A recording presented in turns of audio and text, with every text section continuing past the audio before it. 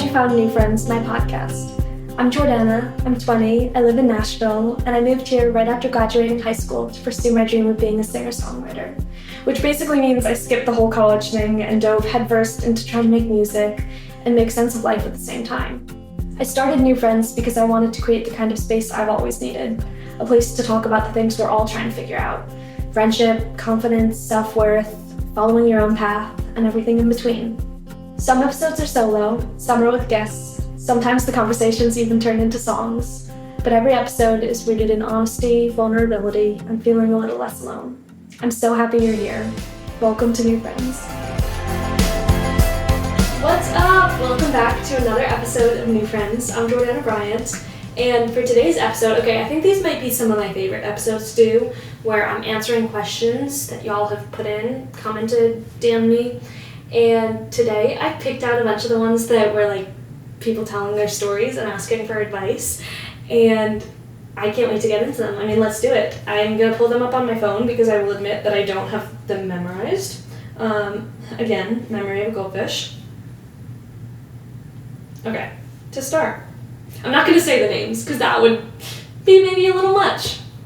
Someone said, "There's this guy I've had a crush on forever and we talk all the time, but he's never made a move. I'm scared to tell him how I feel because I don't want to ruin the friendship if he doesn't feel the same. Should I just tell him or wait for him to make the first move?" Okay, hot take. I believe this to be true 99% of the time. Guys are only friends with girls that they want to be more than friends with. And girls, most of the time, are friends with guys that they don't see as more than a friend. Now, I think this is, for girls, it's less true than guys. Like, I think that girls sometimes, if you're shy, I think that's not true. If you're shy, sometimes you're friends with a guy that you really hope it'll, at some point you guys will have a relationship. But I think that guys, 99% of the time, are only ever friends with girls that they want to be more than friends with. So I would say make a move. I think he's into you too. Now, I don't know the situation, but that generally, unless you grew up together and were friends since birth and your families were friends, then I would say maybe he's not into you. But if he's been putting in the time to have a friendship with you for years, he's into you, in my opinion. And if he's not, it's his loss. And I do think friendships can recover from one person saying that they're into the other person. I think that if you have a solid foundation for a friendship, I don't know, I think that you can do it in a casual way where it doesn't feel, maybe don't profess your love for this person, don't be like, you are my soulmate, I'm in love with you, will you marry me? But, if you're like, hey, okay, maybe this is crazy, and feel free to tell me if it is, and we don't have to talk about it again, but lately I've been feeling like there's a vibe here. Do you feel it too? I don't know, I could see this maybe being something more than friendship, and I think that would be something I'd love to explore if you would, but totally no pressure, and it doesn't have to be something if you don't feel it. So I think you can do it in a casual way. Next story. Ooh, okay. Someone said, "I've been best friends with this girl since middle school, but lately we just don't click like we used to. She's gotten super close with a new group of friends, and I feel like I'm holding on to something that isn't there anymore. How do you know when it's time to walk away from a friendship?" I think that when you're feeling that you guys are starting to drift apart, that uneasiness of, am I losing this relationship, it's definitely time to have a conversation. If you're starting to feel that, it means something's happening, it's not what it used to be. So I think that's the perfect moment to have an honest conversation, especially with someone who you've been close with for that long.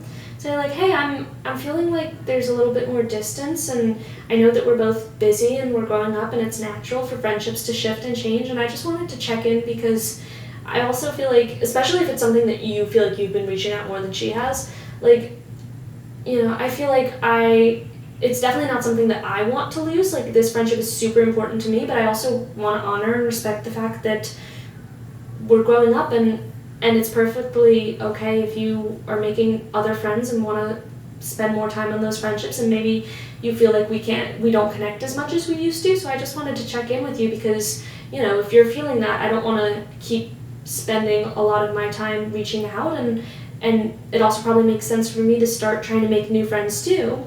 So I want to check in with you and see where you're at. I think it's very healthy to have a conversation.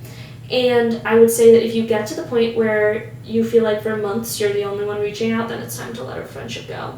After you've had a conversation, which just happened to me recently last year, if you've had a conversation and it's been months of you being the one who's constantly putting in the effort, then it's time. Because someone could be going through something for a few weeks or for a month and be busy or whatever it may be, but after a few months, after like 3 months, it's kind of it's not a one-time occurrence, it's a trend for what will be going forward. So that's my take on it.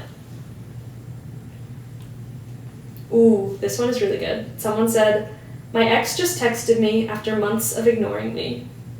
They always come back. I worked so hard to move on, but now I don't know if I should respond or just block him. What's the right move when someone who hurt you suddenly wants back in your life? Okay, first of all, I do stand by the statement that they always come back. I would say it depends. It depends on whether this person has really grown and done the work to change certain parts of their behaviors that have hurt you in the past. And that can be really hard to tell too at first. Like, they can seem like they've changed, and once you start spending time with them, you're like, oh no, you are the same person that you were when we broke up. Cool. So I would say that if they really hurt you, like, be more hesitant, and it's kind of something where I think they have to gain your trust back. You don't like automatically give your trust back to someone. They kind of have to work to prove it. And also ask yourself, why would you want this person back in your life, or why wouldn't you, like, are you responding and letting them back in your life just to be nice, just because you have history and there's a sense of obligation, or is it because you genuinely like want them back in your life? And is this also in a romantic capacity or in a friendship capacity? Because I think that you can be friends with an ex once you've fully moved on. I think if you're still moving on, still grieving the relationship, still missing the relationship, it's not a good idea to be friends with an ex. Like, it's just not. But if you're fully moved on, then you can be friends with an ex, because a lot of times, especially if this person was a friend before you guys dated, like, a lot of friendships that start from a lot of relationships that start from a friendship, I think after you've both moved on, you can still have a friendship. It's a tricky thing to navigate because you both truly have to be moved on, but when it comes to like trying a relationship again, getting back together, now I will admit that I'm certainly not the expert on this because I've never been on a boyfriend, but I had 2 friends who were in such an on and off relationship for years, and I don't know. I think that unless you both change, or one of you changes drastically, that if it didn't work the first time, certainly if it didn't work the second time, that it's not worth going back to. And I feel like sometimes that really needs to be a timing thing too. Like, in order for you both to change, you need to give it, or for one person to change enough, you really need to give it a lot of time after you've broken up before you even think about getting back together, And I think that sometimes it can just become a cycle where you miss the person, so you get back together and you forget, because you miss the person, you forget all of the problems that the relationship had, that you guys had, and it doesn't really fix anything, So that's my take on it. But again, I'm so not the expert, so like, take it with a large grain of salt. Okay, next question. Someone said, I'm in this situationship that's driving me crazy. He texts when it's convenient for him, but doesn't make real plans, and I feel like I'm always waiting around for him to care. How do you know when it's time to cut someone off for good? Okay, hot take. I believe a situationship is always when one person wants a relationship and the other wants something casual that is not a relationship, that is really not emotional, just like a hookup. So I strongly oppose situationships. I think that, like, it's a nice word for when one person cares about the other person and the other person doesn't really, So I would say that I'm also a big believer in that if you wanted to, you would, and if you're questioning whether someone's into you, he's not into you. He might be into you in a casual way, but he's not into you in the way that you deserve and into you in the way that you are towards him. Because I think that with situationships, like, one person is not thinking about it deeply at all, and the other person is like obsessing, being like, wait, but like, does he like me? Because he called me and like we've hung out every night this week, but like it's also been very casual and like, we're not going out on dates. He's not like calling me his girlfriend, or like he doesn't want to meet my friends. Like he says that's too serious. Like what? Like how is that serious? And doesn't he want something more? Like, So I think that situationships in general, like, whoever it is, if the other person is making you question and only reaching out when it's convenient for them, then, like, I think that's kind of your answer. I also am always someone who is in favor of having a conversation with them, like, with a person. I'm always in favor of having an honest conversation. It's not as cool, and sometimes it can feel like too much, especially if you don't know the person super well. Like if you've only been going out on a handful of dates or like only seen them a handful of times, it can feel like, wow, I'm being weird because I'm asking to clarify what we are and we've only hung out 4 times. But I think it's also probably like the healthiest decision to make is to be honest. Hey, and you could say like, hey, I know this might kind of come across forward or too soon, but I just kind of want to know where your head's at so that like we don't waste each other's time if we're looking for different things, which is perfectly understandable. If you're not looking for something serious, if you really only want something casual, that's super cool. I don't know that that's something I can really do, but I think it might just be helpful for us to each understand what we're looking for, and not saying that this has to turn into something serious, because like we might find that we don't really like vibe, and that's totally cool, but I just want to know if you're looking for something serious, because I am. I think having a conversation like that is really healthy, and I have found that I stress a lot less when I have a conversation. That rhymed. But yeah, I'm a fan of conversations, and it's weird because I think that the dopamine hits of the not knowing, the wondering, are so real.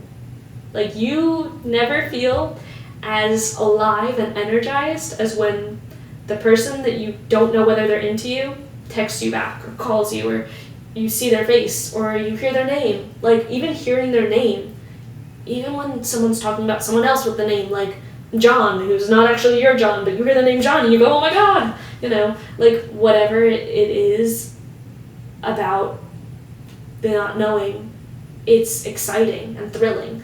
But it's also, it's depressing when they're not reaching out and when they don't want something more, and it makes you very anxious and nervous, and that's not a good thing. Like, I think that the safety and the calm and the security, while they might not be exciting, they're all the signs of a healthy relationship. And the last question, the last story, someone said, I've been dreaming about pursuing music, but my family and friends don't really get it, and they keep pushing me to take a normal path. How do you stay motivated and confident in your dreams when other people don't believe in them? So there are 2 quotes that I heard last week that I think are so true. One of them I heard from Russ, who's so good. He's awesome, and he has so much knowledge and wisdom. And he said, you have to be okay with everyone thinking you're stupid until they think you're a genius. And that's always how it works. People will think you're stupid, people will not get it, and then eventually one day they're going to see the success that you're having, and they're going to be like, I knew it the whole time. Yeah, so smart. I knew it. I knew she would be successful. Like, that's just how it works. And then my dad told me this quote last week that said, the successful CEOs, the successful entrepreneurs, the successful dreamers are the ones who are willing to bleed longer, the ones who are willing to take the pain longer than anyone else. And I think that's to say that it can be painful when people don't support your dream, when people don't understand, when people are pushing you to take a more normal path, and you just have to take it. Like, there's really no way around it. You just have to tune it out and take it and trust that one day it's going to change from a sea of no's to a sea of yeses, and a sea of silence to a sea of people chanting your name. Maybe not literally, but you know what I mean. Like, it's, no one loves you until everyone loves you, you know? And I think that you have to get really confident in your own inner voice and just trust that every successful person ever went through a stage of no one believing in them. And then there was a stage where everyone believed in them. And even when you are successful, still people don't believe in you, and that's okay. Like, they don't have to, you know? So those are my 2 cents. I sometimes feel like very unqualified giving advice, but I love doing it because it's fun. So yeah, take the advice with a grain of salt. I'm curious as to how y'all would advise the people who were sharing their stories today, but I love getting to answer questions, so please continue to DM them to me and comment them, and it would mean so much if you'd give this episode a thumbs up, subscribe if you're on YouTube, follow the podcast if you're on Spotify or Apple or wherever you listen, and I hope to see you in the next episode. Bye! Thank you so much for watching this episode of New Friends. I really hope you loved it. It would mean so much to me if you'd subscribe to my channel on YouTube and send this to someone who you think might enjoy it. Hope to see you in the next episode.